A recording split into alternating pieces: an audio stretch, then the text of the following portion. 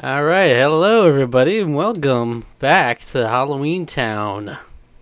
Yeah, substitute soul reapers need to listen to some beats every once in a while. Who's I don't. this?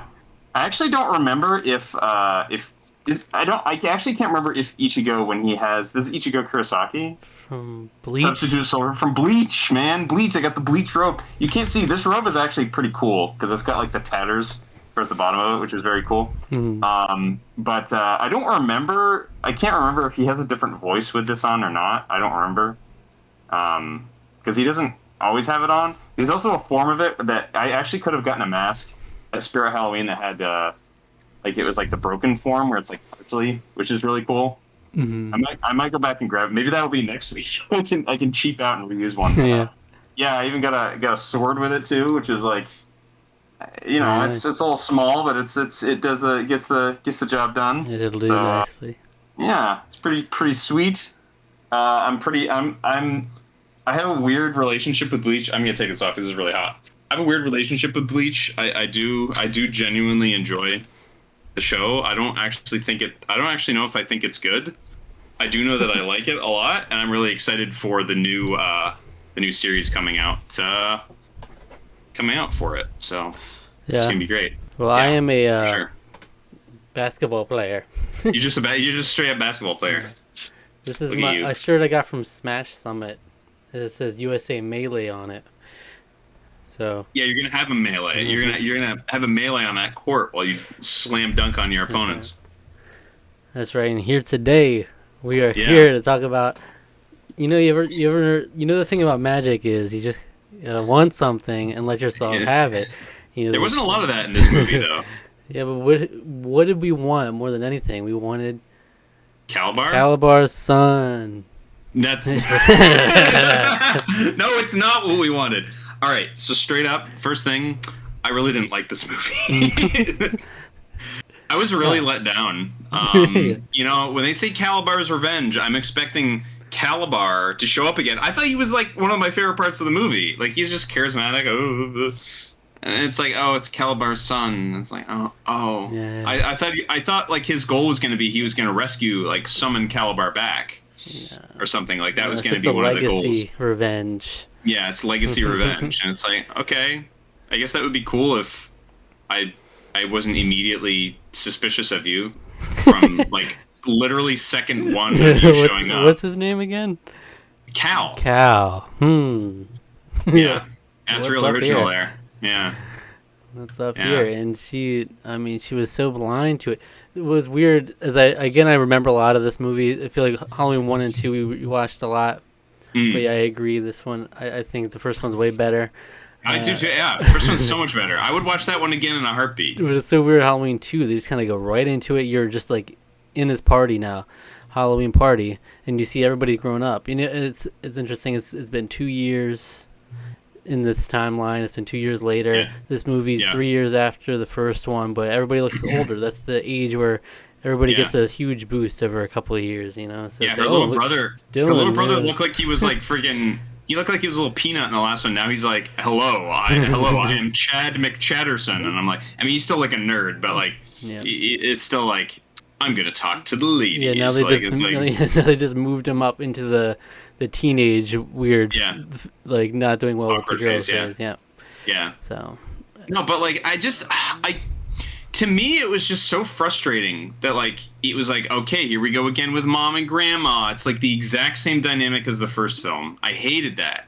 I hate it when the sequels do that. It's like it's just the exact same relationship again. It's like mom hates Halloween still for some reason, and it's like, okay, I wouldn't say it's the Mom. exact same. At least there's some progress in terms of like they're hosting a Halloween party. You never. there's see it. there's a little bit of something, but mom's still like really like I don't like Halloween. I guess that's true. It's some progress instead of let's go to bed at 8 o'clock. Like let's go to bed. Yeah, You're going to at bed least now. they're fully celebrating it. I mean, you couldn't Yeah. avoid it at that point once you Yeah. bring Aggie once- Cromwell into your house.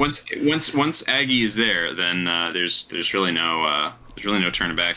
But it was still very similar, and I was like, "Ugh, okay, but to me, it's almost like they needed to have started this like maybe a couple of days, like maybe the new neighbors showed up They're like, oh, hey, the new neighbors. Oh, you want to come to the Halloween party? And then we have like maybe a couple of scenes where Cal and her are getting to know each other. And so just immediately she's like, damn, I love this kid. Like I got the hots. He's a hottie McCotterson. Let's show you Grandma's secret room. Like it's like it's immediate. And I'm like, come on, man. Secret room. It actually it legitimately bothered me. I was like, like because it's such a trope. Like it's like, oh, she falls for the guy, but the guy's like is evil, and we saw his face staring at her in the very like opening. It was like almost the opening shot of the film. It wasn't the opening shot, but it was like one of the first shots of the movie is like her talking to some friends online about like something, and then you see like his creepy mug in the background staring at her. We could not shake that ugly mug for a while. We got Yeah. a real ugly mug on that stone. Oh, cube. jeez. So what was okay? Here's another question I had. Why was he? Did they direct him to be like, all right, well you're on like a stone thing now, so you have to talk weird and also use completely different vocabulary than you were using before. It's almost like you're a completely different character now for this scene. Mm-hmm. And then he was like back to the same Cal for like every other scene in the movie, and it was very strange. It was strange. It was off-putting. Yeah. It was off-putting. It was very off-putting. So we got Luke. You asked, would Luke be in the new one? Yep. Here he is. He's growing up. His nose looks a little bit more normal now. Look, he looks more like a gerblin. You know, he looks more like a goblin. Like I he's got the long nose instead of the big bulbous one, which was like really. I didn't like it. This one's a lot more acceptable. I'm like, yeah, he's actually kind of for a goblin. You know, he's a pretty decent looking dude. You know, there he goes. For a goblin, yeah. So he's back. He's kind of the sidekick. He's kind of been friend zoned in this a little bit. I would say. For the most part, yeah. Well, yeah, yeah. Because first of all, he's just been stuck in Halloweentown. Like, yeah. Well, they haven't even seen each other 2 years, so that didn't go anywhere. And yeah. And then even when they get back together, it's like she wanted to fuck Cal for some reason, even though he was evil. She wanted to fuck Cal in Grandma's room. Right. Yeah. Okay. So first things off the bat, it's like immediately he's like, "Ooh, yeah, let's go check out." She's like, "Yeah, let's go in Grandma's room," and I'm just like, "Wow, I don't like. How can she?" Even in Disney movie logic, where stuff happens really fast, it's like this is just. It's just she met him literally 5 minutes ago, and she's already showing like, "Hey, here's all Grandma's secrets," despite the fact that she like, oh, everything wants to be hidden, and like Grandma. Even especially with Grandma's like, oh, have any of you been in my room? And because the way she questions them after is sort of like, oh, you know you're not supposed to do that without me, type of thing. And it's like, just for a guy, it's like, oh man, they're doing it as if like it's it's a normal party. It's like, let me take him up to my room, except let's take him to the magical room. Yeah. But yeah, I mean, if you take out the sacredness of the Cromwell being a Cromwell, the magic room, it's still like, yeah, you shouldn't be taking this boy you just met into like a place that's not even yours. It's like invading their privacy or her privacy, and then, but I mean, in terms of the magic of it all, and like him being evil, like this is. To be fair, it's unprecedented. It's been 2 years. You never had to deal with like people coming into her world. Like, I guess that's kind of true. I mean, I would accepted it more if he is like casting a spell on her of some sort to like kind of like seduce her. Which I guess maybe that would be a little too creepy for Disney. But like, no, this could have used a little bit more creepy because this movie was not. It didn't have as much like. Which is weird to say because, like, the first one I wouldn't say is particularly, like, creepy or scary. But, like, I would say that it's a creepier vibe in certain aspects of that film than this one has. This one's just kind of, like, dull and drab for most of it. The creepier moments come at when it's getting close to midnight at the towards party. the end. And I remember especially when I was young, I remember that really sticking out. Like, the whole idea of, like, the mask getting stuck on her face. That was really creepy to me. And then... Yeah, and then when she turns into freaking horrendous, like going around. Yeah, that I will say that part was like, oh, okay, like here we go. But it takes 75 minutes to get to that point. So it's in this 80-minute long movie. So, yeah, I mean, okay. So naturally, he's evil. He's Kalabar's son, as we come to find out later, but he steals Aggie's book. The spell book, yes. The spell book. And so this is key because Aggie can't remember the reversing spell. She wants to be able to so yeah. I guess rewinding back a little bit further. So he takes it back, he disappears, he's like, hey Dad. Oh, also that was another weird thing where it was like, hey, you want to go get ice cream? Then they go down, they get she picks up some ice cream, he's like, hey Dad, I'm gonna go home. That didn't ring alarm bells to her to be like, that's kind of weird. Didn't this guy just invite me to go down? Weren't we flirting? But then he offers the rose, right? He offers the rose, and that's kind of what tips her off to oh, Kalabar. Very similar. Oh, it's in the genes. Okay. The genes, rose. Yeah. Also, and meanwhile, Marnie's mom is flirting with Alex, who is supposedly Cal's son. Yeah, or Cal's dad. Or yes, that would be amazing. Cal's dad. That's right, Cal's dad. I thought it would have been a kind of an interesting twist too if Cal's mother somehow was involved. I was like, oh, she's a human, and Kalabar is oh, there could have been something interesting in there maybe, but they didn't really. It was all about, no, I just have to take revenge on Halloweentown and the human world. Mm-hmm. I was like, okay. And so the main issue they run into is when they go to Halloweentown, mm-hmm. and it's everything's gray, everyone's boring. They're like humans. Yeah, they're turning into humans. And they've all been gray. Yeah, it's a gray. They call it the gray spell, I think. Everything is drab and boring, and everything is oh, there's no color, and that kind of makes a lot of the movie look kind of boring and dull, which is kind of too bad because, again, that was sort of the whimsy, the fun of the first one. You get to see just the wacky, they dressed up this little town, to make it look all Halloween-y, and it was fun. Yeah. But you don't really get that so much in this movie because the gray spell. So this is okay, makes sense, but yeah, so they end up. So Marnie and Aggie go to Halloweentown. They create a portal. They're like, we'll use magic to go there. We don't have to use the bus because the bus won't show up. Aggie's magic bag stops being magic, which is why she's like, uh-oh, something's wrong. Mm-hmm. So we got to go to Halloweentown, figure something out, what's going on. Bus doesn't show up, so they have to create a portal because they can still do that because it is still Halloween. Then when they get there, that's when they discover the gray spell. That's when Cal shows up, this creepy mug on that horrible stone in the middle of Halloweentown. Yeah, where the big pumpkin used to be, the big jack-o'-lantern. Jack-o'-lantern used to be. And and then he's like, aha, yes, I am Kalabar's son. And blah, blah, blah. Take revenge. So then Aggie's like, all right, well, we need to get my spell book then. It's at my house. Then it ends up being lost. So she's like, oh, well, then it's at the guy who's lost. But then she starts going gray after they get to his house. So this guy she was talking about, he's like a troll. Is he a troll? Is that was the thing? He was a troll? I think so. I can't remember his name. He's like, oh, he's a nasty, stinky troll. And he gets all the lost things in the world. So if you lose a sock or whatever, they all end up like the lost sock. Those all end up in his front lawn. It's like Gordon or Gord. Gordy. It's not Gordy, but it's something like Gorg. Gord? Gort. Gort. I think that's, Gort. I think that's it. Something like that, anyway. He's iconic. Yeah.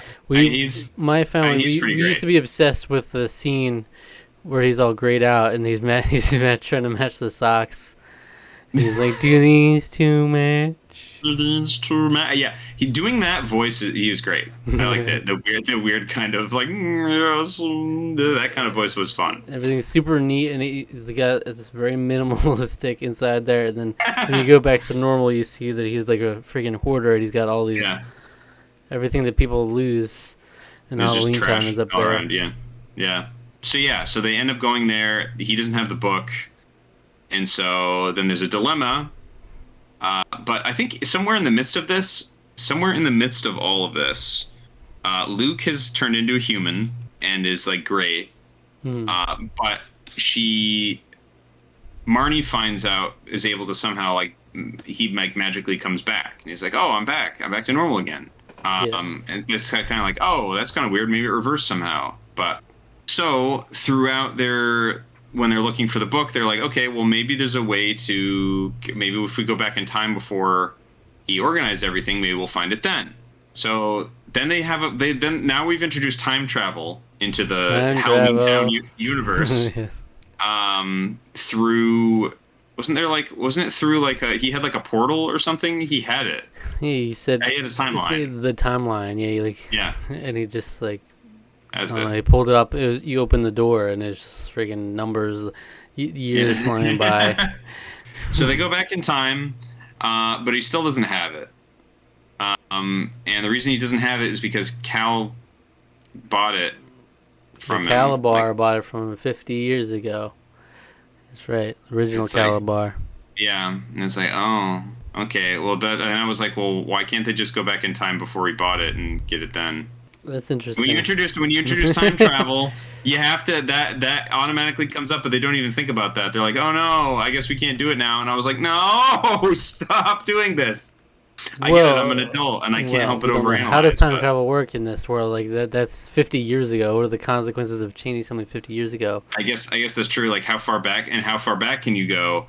Or I mean, I would assume you'd be able to go back. We went to the timeline. We saw a caveman. Maybe you can only they went back that far, but I was like, okay, maybe it's I don't know. Anyway, so then they're like, okay, well, I guess. The whole and then Cal is like, oh yeah, the reason I stole that one was just so I could keep you from. I already had the book, and I was just trying to keep you from being able to undo anything. Mm-hmm. So it's like, okay, well, we've just spent over an hour of this movie basically spinning our wheels, and then I'm like, oh, what is going to happen now? Like, I just like this is the plot just like. The first one didn't really need a plot. It had a plot, but it was just kind of like whimsical Halloween fun. This one's like trying to have a plot, but it's so dumb and it goes nowhere that it was just so frustrating to watch. Because then we discover, they're like, okay, well, how did we reverse it? And they're like, oh, you just say Trappa. Because she said apart, and apart is the spell somehow. But Trappa is the reversing of that. Yeah. Okay. It's because it's in reverse. It's backwards. Yeah. I will say the sets were still kind of fun. The music was whimsical. Bum, bum, bum, bum, bum, bum, bum, bum, bum, bum, bum. Still had that. But there's another composer credited. And I think he was the guy responsible for some of the more like dramatic, like the string, like say there was some extra like tension music, sort of. I guess you could say it was less. They still had the whimsy, but I mean, they did have in this movie. They had a whole Dylan and Sophie B plot going on at the same time, where they're trying to figure out what's going on with Alex. They're sus of him being. Yeah. And they look into the Halloweentown book, and Sophie thinks he's a golem. Yeah. And which they call a golem the entire time, which is annoying. But I mean, and they come to the conclusion that he's made of frogs. And of course, Sophie with her old tricks, just like throwing one of Benny's bones, or sicking the dog on Benny back in Halloweentown. Now she's the hate crime of Halloweentown 1. Now she conjures up a fly to bait Alex, and then he shows himself that he's a frogman. And then the mom is pissed and just, all right, I'll just turn you back into a pile of frogs. What the heck? Yeah, that was a fun. It was kind of fun seeing them kind of like strike out on their own, and they like flew a broom to sneak away to the costume party, and it was like, oh hey, well that was also the headphones. That was also a fun part too. We'll get into that here in a second. We forgot to mention that. But yeah, I like the fact that they've got to ride the broom, because I don't remember if I talked about it in our last review, but when Marnie and Aggie were both like flying, I was sort of joking while me and my housemate were watching it. I'd be like, hey, maybe like what if they've been up there for like an hour and they've just been flying around and they've just been having to sit and watch for this long. But it's like, hey, they get to actually get up and fly now. It's like, oh, that's fun. Yeah. And Marnie whipped out when they went to the timeline with Luke. Marnie whipped out this actually nicer looking broom. Yeah. It had like a whole handlebar pulled up from it. Yeah. Yeah, it was a little. They upgraded the broom tech in Halloweentown too. And so you know we talked about Kalabar as hamming it up before. I feel like young Cal is like extra hamming it up. Oh my gosh, it's like like crazy. Really, a little bit too much, but a little too much, yeah. But I did like the. Oh, what were you saying? I was just gonna say his whole plan is essentially to turn. He wants to turn Halloweentown, the creatures, into humans, and then he wants to go to the mortal world, and in this party where everybody's at, he's gonna turn the humans into creatures. And just at the party? Yeah, I mean, it's everybody that was there.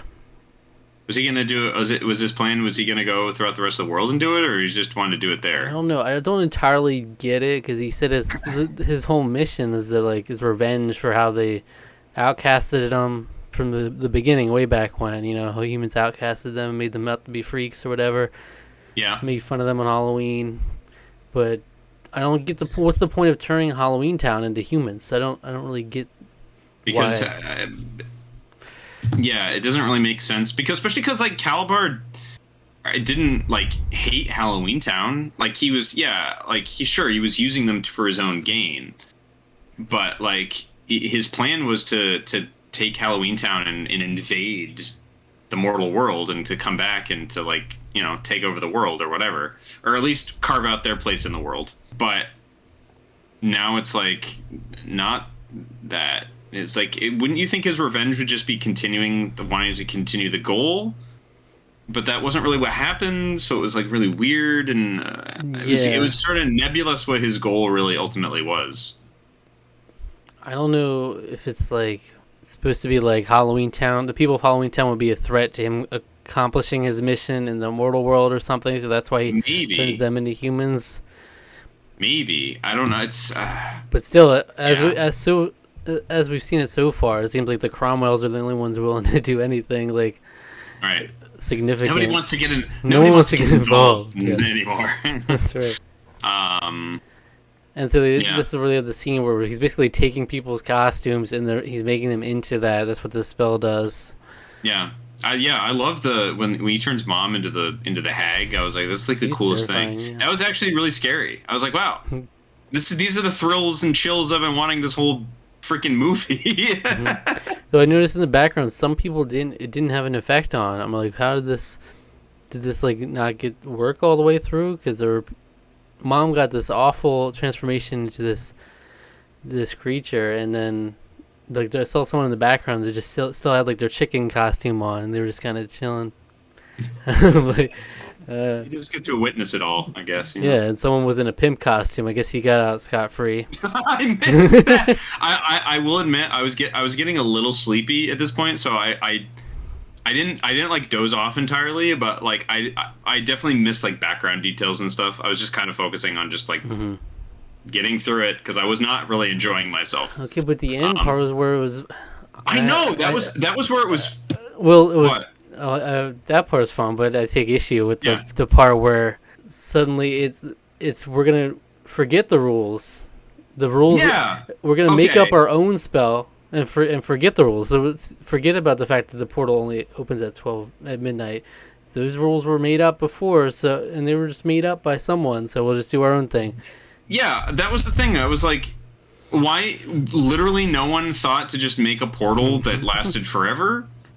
No one in the history of Halloweentown changed the game, but also what struck me by this is they were all over the place, and they all like at once through the headphones and everything they recite this this spell they made up on the spot, but everybody knows the words. And I thought it was like just the Cromwell mind was just melding, and they were coming up with it. Cromwell mind meld. Like I could get behind that. Like they're all just like the words are coming to them, but Luke was there and he was doing it too.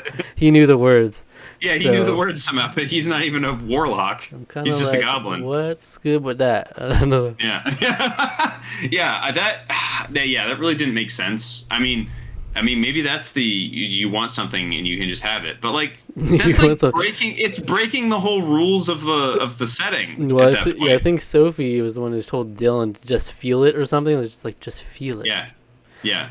It's supposed to come to you, I guess, but yeah. I mean. They were changing the game. Like, if there's no rules, then the Magic has very minimal rules as it is. Okay, but everything's out the window. It's just okay. You just go bonkers. Well, I mean, they introduced time travel in this movie, so they realized that the rules of Magic are just like societal norms. It's like, wait, we don't have to abide by a midnight curfew for a portal. We'll just make one. Yeah, it's like Aggie never thought, oh, I missed my children. Too bad I can't. Too bad it's December 21st now. It's winter. Oh, it's gonna be a whole other year before I can visit them. Like she didn't think like, gee, maybe I should, I don't know, maybe create a portal that I can just use whenever I want. Like I can't wrap my mind around how they were that was the first time in all of warlock and witch history that someone thought to do that. No one ever really wanted it. So. I guess not. I guess everyone just wanted the only once a year, very strictly. Very, very strictly. Well, because the thing is, the mortals don't know about Halloweentown unless they're related, like Cromwell's were. And in Halloweentown, I guess they don't have any interest in going to a boring old mortal world. I don't know. Despite the fact that they talk about doing it, I mean, there's a whole reason a bus runs. Yeah, that's true. So it's I don't know. It's kind of weird. But the portal, but they take a bus.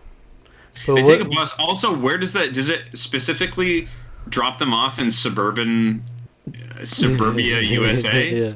Like is it just generic so they suburbia? Take the bus, or they can take the bus. Can they go to like Japan? Can they go to like India? Can they go to? Because the portal is different from the bus, right? No, the portal. I think it's tied to. They're tied to the. So they're both like the bus is a once in a every year thing. Yeah. Okay. I think. Well, no, it can't be once a year because we see the characters take it multiple times in the first movie. Well, actually, we don't see them, but like it's implied that there's like, oh, we gotta check to see what the bus can. Well, they never go back.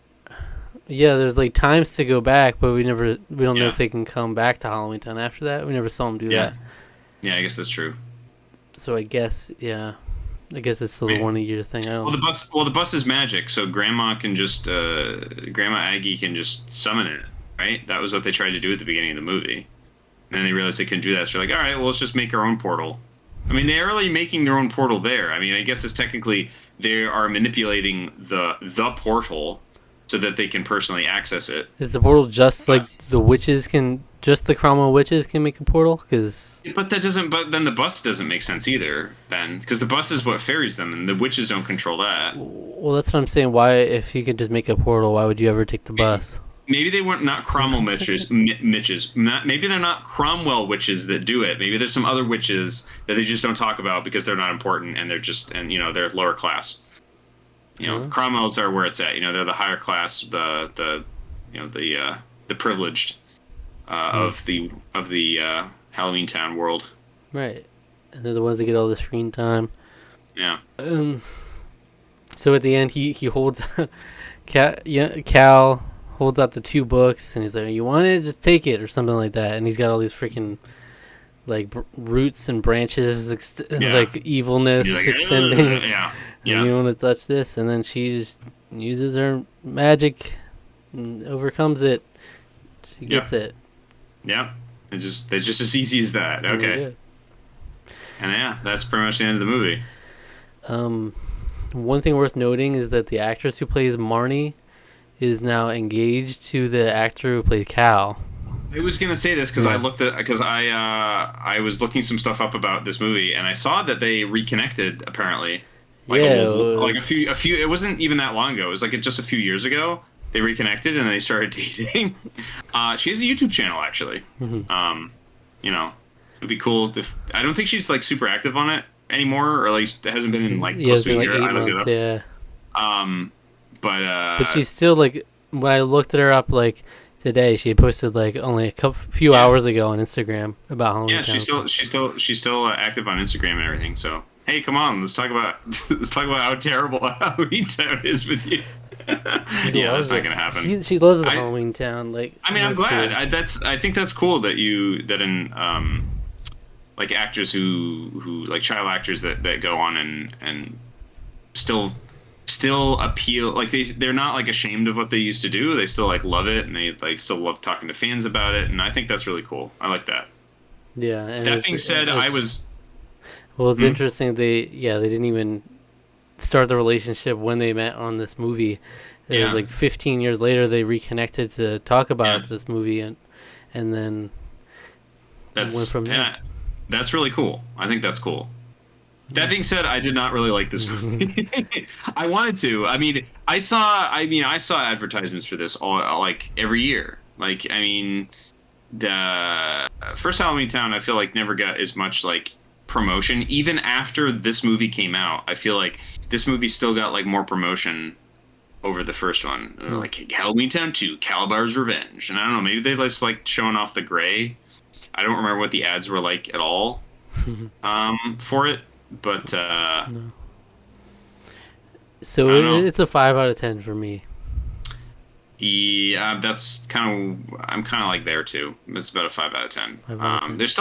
There's still some fun to be had. I would say that there is like, I think they may have attempted to have more comedy in this one. To varying amounts of success. I mean, I think like you, I found this guy who spoke in a weird voice. I found him very amusing. That was about the limit of that maybe the caveman, like randomly they like went back so far they went to the cave. I hate that trope. I actually hate that trope of like when you accidentally travel back too far and you run into a caveman thing. The thing is, okay, here's you know what's really funny about that though? Do you notice that they didn't go to like, they're not in like typical caveman like kind of thing. They're just in like the woods. Mm. They just like went out in the California woods, like outside Hollywood somewhere, and just like filmed in the woods. It's like these don't have like a cave or anything like that. He's just standing out in a forest. Yeah. It's like I thought that was the part that I found more funny than actually the stupid trope of they went so far back they went to the cavemen times. Mm-hmm. Yeah. So you don't like SB-129? What is that? That's the SpongeBob episode where Squidward goes to the far future and then goes back to the caveman times. Yeah. I love that episode. Yeah, it's good, but I mean, it is a good generally, one. But yeah, generally don't like it. And so yeah, there's still some memorable moments from when I was growing up. I remember a lot of this, but overall, I didn't even like Cal, so I had trouble with that. Yeah, that was the thing. I was like, if you're gonna replace, to me, Kalabar, like, despite the fact that he maybe gets like 5.5 minutes, 10, maybe not, yeah, like about like maybe 5 minutes of screen time in the last movie. He's still like, he makes the most of the time he's on screen. Like, he's a really memorable villain to me. Not really so much here. Cal is sort of my father. Yes, I'm going to take revenge. He's just kind of dull. And you need to be like, he needed to have that same sort of charisma. He didn't really have that. But he was weird. He just had weird moments. Yeah. And in the beginning, Marnie says like he's the bomb or something like that. And like, she calls him the bomb. It was weird. Like he is the bomb, like because he's hot or something. I guess it's because he's hot. He's like moderately good looking. I mean, look, I saw some. Like I said, I went and watched some of the like little clips and stuff that they have, and it's like, yeah, he's a good looking guy. But like, I want to, that shouldn't be the reason to go and immediately drop everything. Undermine your magical grandmother. Yeah. Come on. Okay. So I don't think we felt we didn't talk about this much. I think all the moments with Debbie Reynolds like totally saves the movie. Like everything with her is great, and that's the thing. It's like she gets sort of written out again, kind of near the end where it's like, oh, she's gray now. And it's like, I guess it's not in the same way because she's not gone from the movie for 20 minutes, except she kind of is because she's not the same character anymore. But she's still great. I mean, she's still fun and wacky and charismatic, and yeah, that's fun. Maybe it's tough because I feel like 5 out of 10 is a little harsh, just because I don't. It's not like I hated this movie, but that's definitely where I'm at. I didn't really like it very much. I mean, there's like she was sort of the saving grace of the movie, but then the rest of it is just like I just can't get over how dumb the plot was. Like they're bringing the time travel. I'm not expecting high art from this. Like let's be honest, the plot of the first one is not like high art, but I still found it like it's still a watchable film. It's still a cohesive story. I mean, sure, yeah, the magic and some of the stuff doesn't necessarily make sense, but it doesn't have to. It still's fun to watch. This is it wasn't really as fun to watch, and I was expecting it to live up to the Kalabar's revenge. I want Kalabar back, baby. He wasn't, and he wasn't there. So it's a Tarqaron score of 5 out of 10. Yeah. You know what? And I really hated Benny, the human Benny. Human Benny was like, yeah, I didn't. He kept saying, "Here's your receipt," and I was like, "That's a check, isn't it? It looks like he's handing him a check." Yeah, I don't know. What are you talking about? This receipt? I think there's I don't know if that's like a cashier's receipt. I think a cashier's check is a receipt, which is like that. I don't know. I don't know. I didn't get the joke either. I didn't get any of that. All that stuff was lame. And then especially when she was like, when I last saw you, you were just skin and bones, except with just bones. That's right. And I was like, was that a joke? It's not a very good one, Marnie. And it's weird how randomly there was Gort and Astrid were these two. Were they watching them on TV or something? Magical TV in the beginning. Yeah, something and then they were Aggie's friends. They were the first two. He was like, Astrid, what happened to you? Yeah. But so I would have.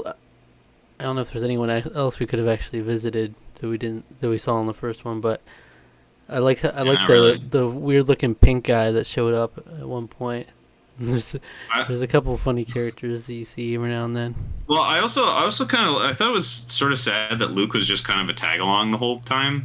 It felt like I was they're just sort of dragging him along. He doesn't feel like he belongs anymore. They're just sort of bringing him along because they feel bad for him. Is kind of what it felt like. And then he said something corny at one point where he was like, "As long as I'm with you," or I don't know. He's very inspired by her, but yeah.